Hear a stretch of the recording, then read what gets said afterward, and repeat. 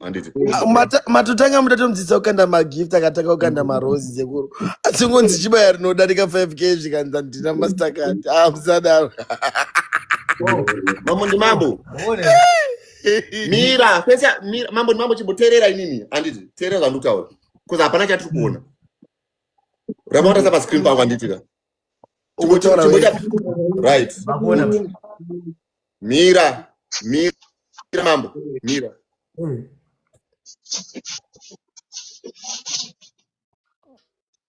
Ega verenga itoneka. Ifambise itoneka. Verenga imari turakuona mukuru. Turakuona. Arimugona. Wakweni ngete mari. Abambo. Hatisi kuona kana pakati paine mapepa naye mukuru. Asi mahala here asi makadbox. Mambo ndi mambo unoona kuti wrong 10 yamaita mndara. Wrong 10 yamaita ndekutoita tunaro muchikwira pana apa muchidanza manema. Mambo ndi mambo Andukona. Don't think at mashua. Murumbinga umba kwenu. Kushaya Mastercard mambo kuza something. Munomboziva mataura muchiti muna Mastercard amese mari mbanki munogara muine musho. Munonongosungirwa money laundering munozviziva.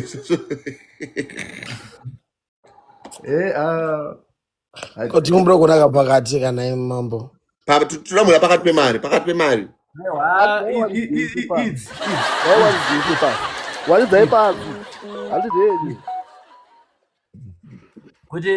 Yes. Muso, alright. Toba ipapo tochenda ku Eco Cash balance. Eco Cash yangu inenge ni ma 500,000. Ngaibude. RTGS. Ngaibude. Aiwa, RTGS. 500,000. Eco Cash yakuchengeta mari dzakawanda kudare. I remember ndakuchengeta 100,000 inini karamba. Ngasaletse. Ngawangoya le green screen pano. Mazona. Ngangotarize namba wanti mboseta mari paya. Mambo pamunorara nemari yenyu panochikisa. Ishu. Ilape. Murine manamba ngatipe namba tisearch. Tisearch baji namba mari yenamba yo. Aiyo bira mambo bati ivi vule Eco Cash. Itaika tekeka magift le Eco Cash. Vura Mastercard le Eco Cash. Iyo mari. Namba za muda. Sati. Kuseri kwemari. Hatunaona namba zi. Ende pane namba zi mari pasire namba mari. Mari yecho ndiri kutonga. Tinorodezwana ibude ikandi. Ende pasire namba mari pamanga muri baba. No, muda.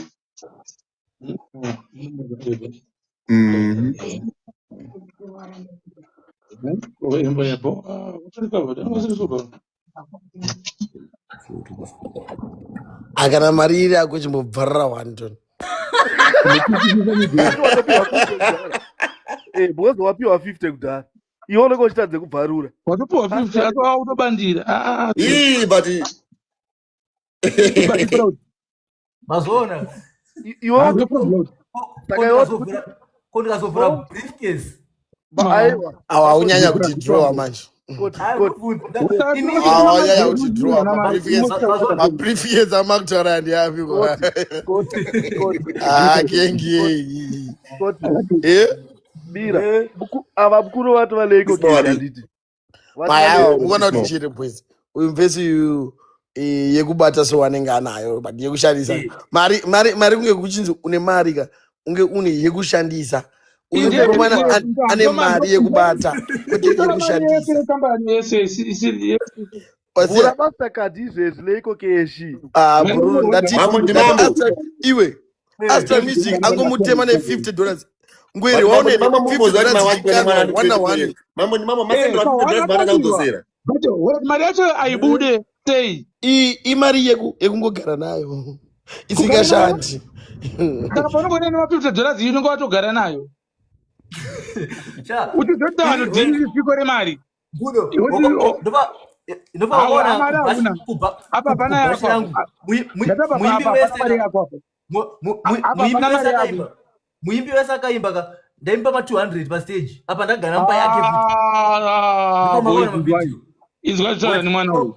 Wait, wamafona ndakakanda mafoni kamayi. Babo ndi babo. Wakapa niko. Babo ndi babo. Gwere dira. Babo ndi babo. Ana mari. Kondo kumiro ka 16 Pro Max. 16 Pro Max. Unouya. Ndosika.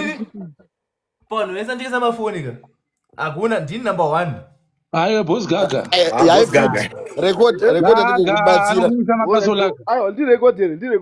Record akatsakupa pononi pane kuchiposta. Hautompedzera na gaga. Ndi record.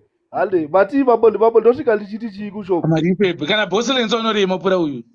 Para. Silent Vira. Kana plastic jetu. Silent Vira. Babo. Bati tosvika tichiti chii kushopu. Mambo ukasaba mpana ukamunyebera ndikukuposta ndikutaurira. Manya akapenga mamisha. Kwa wachadai. Handi yanye mari kai. Konya mari ndodai. Mambo ndi mambo kwa nasi mambo ndi mambo ka. Nasima mabaiza mambo ndi mambo. What do you mean kuti masengero $50 mimi nemwana ane 24 years matadza kana kuidzosera. Ati kudzosera munhu mari yake yasenda. Right. Atadza kudzosera mari munhu. Mama nomtokosa kwa ma eco cash details kamoisa kamari yacho pa ma eco cash details izvezvi. Mari aise yake US court. Yes. Ati waona kuti baba izi. Capital ingate yake iri. Ana mtamposta ndani tambiri naye. Capital ingazite yake iri. Kana mambo akapenga kandi adzoseka mari yacho yapuwa. Anta akapenga akonse kuti asi anchengeta dzinza revanhu vese saka ukuda kudya mari yemunhu sei $50 iwe usatwinyira jende mari yemunhu zosera munhu mari yemunhu chete. Aiwa ndipopote ndoda kungotaura chinhu wani. Mati. Muri kuona munhu anonzi mambo ndimamboyo ka. Itori problem. Asi nokudenga muri kundinzwa. Ndaitombomufarira murume but imbwa yekutanga nokupedzisira. Ndakanditengesera foni, akanditengesera foni. Ndanotenga foni $100. Ndadzoka nayo foni yafreezer ndiri pamba ndadzokera nayo. Akandipa imwe foni ndobva ndadzokera ndakati iwe ndikuda mari yangu pa foni yangu yawakanditengesera. Akatanga kundiudza chimbwa chake chakandiudza ndakaenda kuofisi ndikanomufondera ndiri kuofisi. Ndokutanga kumanya ndamufondera ndiri kuheadquarters kubasa kwangu. Ndoba akamanya achiunza mari yangu. Asi ndichamubata zvangu ndorevesa. Iwe hautaura tuchambata inini chaiye ndiri musikana ndikasangana namambo nembambo mushopu ndikati mambo nemambo omwe chindituka chiyati mamsani akatanga darizena munosangana nekuti munogara wadzana neshopu mutani satanyokwe seke mambo nemambo satanyokwe kunzwere gudo tane ukwede pa Christmas iyoyo iwe tuje msatanyoko makumano yeure zvari kuita zvokuthreatina silent killer ka. Silent killer kamukakakuwara ka tinongozva ndimambo. That is threat of future violence yari kuita. Itanga mukakakukwadza uchaita sei?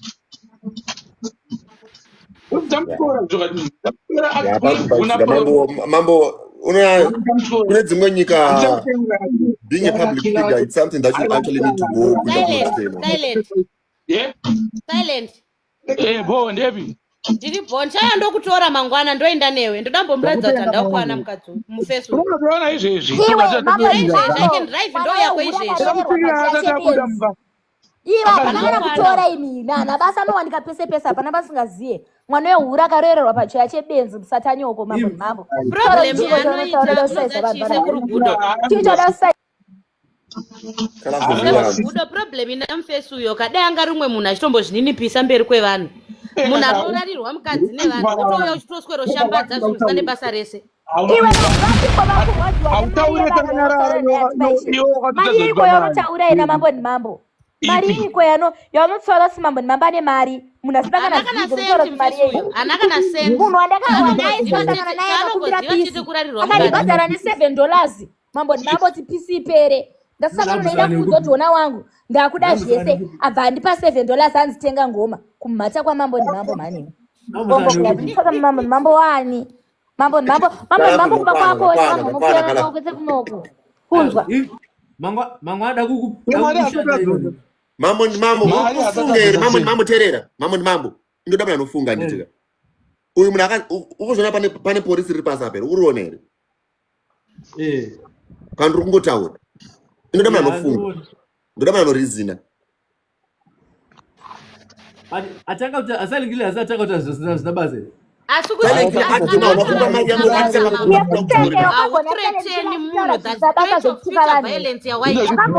Wakambona Silent Killer achitaura zvisina basa zvekutukana nevanhu here? Iye mambo andinotonzwira tsitsi Tanya Mufunge mukadzi uya ari very honest, ari very kindepit. Akarorwa nezungairwa rinonzi mambo ndimambo iyo. Unipe. Ukunzwa? Iwa mambo ndibamba nebasa reko. Mambo Pamusoro Queen makadeni. Zviri sese kurikuda. Ndiri right Queen. Handiwanzoda kuita violence. Handika. Ndanzwa kunzi ana Kismo ana Kalazo vanondiziva handidi zvokunetsana nevanhu. Ndangoyozopindurawo side ramai ava kanzi mama chakuti ava ndakuyotukana nemi but ndabatikana ndichinzwa muchiti anosvirirwa mukadzi. Pane musi wandakambosvirirwa makatarisa. Munozoti muchitukana zvohlisa here? Muchizvinzwa kupi? Situtotanga kutozvinzwawo nemi pane akambozvinzwawo nyaya idzodzo pane vese vari panapa. Ndozvafanira kana kuti nezvaunoda. Ina handina kana chandotya shamwari. Indotoda zvese. Ini nangu handiwa 4 akaremberera ndotoda. Handidi zveviolence mukunzwa ka. Netsana ina mambo ingi ndombinga yenyu. Makamonzwa nchibuda nchiti ndiri mbinga here? Mbinga pai? Imbinga pai? Ndozvandikutaura kuti inini ndiri kupinda papi? Unopinda bhozi anotaura zvinhu zvechimhata murume wako. But chipedzera nayi ini ndirimo mucomment section ndikutoseka ndiri mucomment section umu. Mamonzwa nchitukana nemunhu. Right, seka urimo. Because mukatanga kuita kunge makuda kunetsana nenika, ini handidi zvokunetsana nevanhu. Ini ndoda. Anoda zvokunetsana neni, ini ndoda. Indakazvimirira ndine 4 machendakaremberera. It's fine. Ndozvanangokwira panapa ndikuudzei. Wona mambo zvawakuitisa kumukadzi wako munhu ari respect. Pane munhu akamboona ndinikuda muchiti mari. Mirai guys, sataura pamusoro. Ndoda anzani mambo ndimambo zviri sei? Muri sei? Vakanzi Queen avanhu adzimai vako andi? Uri kunzwa sei zvine nekutukisa kwawaita mudzimai wako nekuda kwemabasa ako aya wanga uchinje?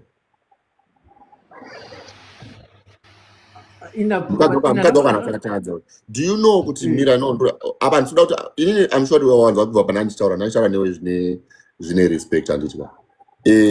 Mukadzi wako akuratidza kuti munhu anoda zverunyararo ende Kismo naKalafo vatotaura vakati mukadzi wacho haana loud yese anditya. Saka andiziye kuti don't you think kuti ukaita mbinga yakanyarara isina zhowe nevanhu inongotamba zvinhu zvingori fair? Do you know kuti uri reflection yemukadzi wako? Vanhu vanopesera unoshatisa zita remukadzi wako. You know what I mean? Usashatisa zita remukadzi wako nekuda kwemabasa akashata. You know what I mean? Uri pabata. I really need to revise your manners ipapo because honestly Joshua zita rakanzi Queen ndasingatozeni ndiye Queen ndangoza kuna munanzi Queen anova mukadzi waMambo ndimambo. You get what I mean? But she's carrying your name, man. Akatonyati Queen because iwe unozviti Mambo ndimambo. She loves you, she respects you. You get what I mean? I feel like ukufanira kuita zvinhu zvinoita kuti munhu santarisa mukadzi wako achimupa chiremerera chake. Now wanisa kusununguka kutuka mukadzi wako because wafungidzira kuti zvauri ndo zviri mukadzi wako. Chimwe chinhu chandoda kukuudzaika. Munoona mambo ndimambo izvezvo atori kune imwe rumu ndamutsiura kubva achitanga live. Ndatotsiura ndikasiyana nezvauri kuda kuita pasocial media. Ana Silent Killer ndinowaziva live vanoisa. Ndikatomutsura akatobuda akaenda kune imwe room ari kuita nyaya dzake ari kwake.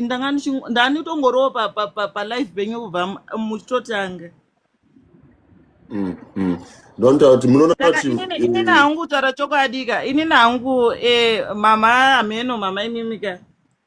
Muri munhu anotyisa ine ndotokuziya zvekutodaro. Muri customer inotouya kushopu yaitouya kushopu itotenga ndotokuziya zvekutodaro ene ndokurespectai handidi zvenoise. Mukantarisa even kupeji kwangu handitukane nemunhu ndinoisa nyaya dzangu. Alright. At the same time, for the queen, don't go the chinwan. Varume, Tonopa Machua. Those actions are me ipere, when it's engua. You know what I mean? But Vanu Zia Moon, I'm named Dilana and this guy. Mopezerana nyaya dzenyu muri mega. Inini ndisina kupinda nyaya dzenyu because inini ndinototsaya munhu kutomudzorone even bandira mavideos akati ndirimbinga ndirichichi mukada kutotarisa mapeji kwangu inini ka munotoona ndichisa nyaya dzangu pamusoro pake. Aiwa ano mambo ndimambo. Ana nakana fuwa nyaya dzangu dzesa manzo. Handizvo kutukiswa nezvinhu zvisina basi. Tavanhu vakuru mambo ona kutonzwa nemukadzi kazvira kuti munhu mukuru. Iwewe chita you know mara ina noise right? Do you know what you know? Pane vana vatatu izvezvo kutoti baba ari kutoita noise vana vakarara ndatombedza kumudzora chaiko. Even mukatarisa paanga achita video rake remari ndatoenda paari ndindatotena kamera kuti isabudisa mari dzanga achibudisa. Ona mambo kana uchida kuita music promoter andetika ukapa tomboti ndini artist one pamari nini, you might not even have to say it, but kutaura kwangu ndega wanchaita ndichiposta kuti ndoda kutenda mambo ndimambo vandipo $50, that alone zvinounza respect kwauri automatically. You don't need to go around uchishaudana nevanhu or proving yourself too much. I mean, you're trying to prove something that nobody doubts, right? Mari yako ngaingozvitaurira yega. I mean, you got a good woman, man. Mukadzi anaka uyu. Wona kana unhu wake. Izwana matauro ari kuita. Tarisa zvinyadzi zvizvo zvataurwa pano panapa. Ndiye ega zvinotaura zvinyadzi. Remekedza mukadzi uyu. Vana vako vanofanira kuteera matsimba ako. But unozofara here ukaona mwana wako achita zvauri kuita izvo. Ende ukatozvitarisa mwana wake anenge atoripo paTikTok apa osangana nevidhio baba vake vachinzwa vachitukirirwa mai vake vachitukirirwa ndichitaurwa zvinhu zvisipo. Handitiri kuona cause vana ndoda ndikudze something. Vana ava vana vatokura vaenda kuchikoro vana vatokura ka. Mwana anoshaya peace kuchikoro mwana wamai. Anoshaya peace kuchikoro achinzi ayo mudhara kwakaudza zvakanzi nengwereyo ukwewe. You know, isachiremerera pavana vako, isachiremerera pamudzimai wako. This it's not right, my friend. It's not. Ndikukukumbirisa mwana mai. Ndikukukumbirisawo. Vakadzi vakawanda, they run away from zvinhu zvakadai so. But she's there, she's with you. Aripo pa social media akabereka zita rako. Because ari kuziva kuti iwe ndiwe wani murume. Wese anonzi arida kunyenga mukadzi uyu anotomunyenga chindi kunyenga mukadzi wamambo ndimambo. Zazitela Silent Killer. Andikona saka ndikukumbira please. Ndikukumbira. Padhiri rako na Silent Killer nenyaya dzawataura, you know, because Silent Killer clearly is not happy. Because you really have to understand the business, the music and it. Ukatora picture yangu ukaisa pa poster yo. I should charge you for the news also. You are not haubvumidzwe nemutemo kutora picture yangu uchiisa pa poster usina kuwirirana neni.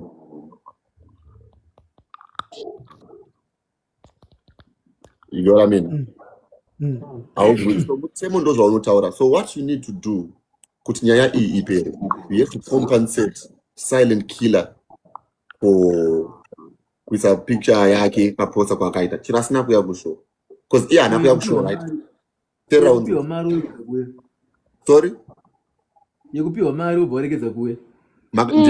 Kupiwa mari. I'm sorry. Mimi kalafu mira. Ensamboy. Ndokumrombota papa. Mambo ndimakampa here mari. Ndokumrombota uri papa. Okay, taura tinzokwi. Inini ndindaitirwa Bashira. Inini mambo kubva musi wekutanga ndakavavunza silent killer maita sei vakati silent killer ndakamupa $500 because silent killer munhu wekuti ndinotomuda zvekutodaro. Okay. Ndiyati zvokutoti kuti Bashiri kairi ritozokondinya kuiwa pakatozoiswa colors because ndandasarudza vanhu 2 ivavo ndikati pasina colors pasina silent killer inini handisi kuendako. Iye akanditi akamupa mari handitoziye ndikutoshamisika ipapo kuti silent killer kuti mambo haana kumupa mari amino ini handitoziye chokwadi because mambo wacho pamwe vanenge vachinyebawo saidi rangu kusilent killer wacho ndiyakutaura chokwadi handiziye inini chakatondipawo ndibvumo silent killer akapiwa mari handisika vanhu ava vanonditora every day vese every time. Aizosiya sei mambo achimisa paposta asina kupiwa mari. Okay. Tendeso. Mambo ndi mambo. Makapa silent killer mari. Nakampa mari. Nakampa $100. Munhu apiwe kaisi. Takamupa 100. Tito kumbari akatobva torekodha song. One mkono. Parimwe reading. One mkono wangu. Mukadzi wenyu makamudza kuti mapa silent killer 500. Apa mukuti makapa silent killer $100. Silent killer ari kuti aona kundipa mari. Aiwa ndakamba ana drift angatoripo. Izitena nano angatoripo. Kumbari uko. Mswachi oyo bato recorder song pa redeem rangu rimwe mambo redeem 2. Bato siya to recorder song yacho ditoripo isatatobuda. Saka manje pane munhu akazonudza kuti silent killer kana type na silent killer ipiwe mari dzese. Ende auye inini ndisaka ndabharati right imwe yacho ndichazomupa kana auya kushow. You need to be ufana kuva muna transparent nemukadzi wako papa unokwanisa kutouya kwandirobwa ndinyebera but obvaudza mukadzi wako chokwadi. Agudo ndokumbira wangu muchidzikisa mambo chokwadi maanacho ini chokwadi ndaanacho because munosvika mangwana ndoziya munhu wangu.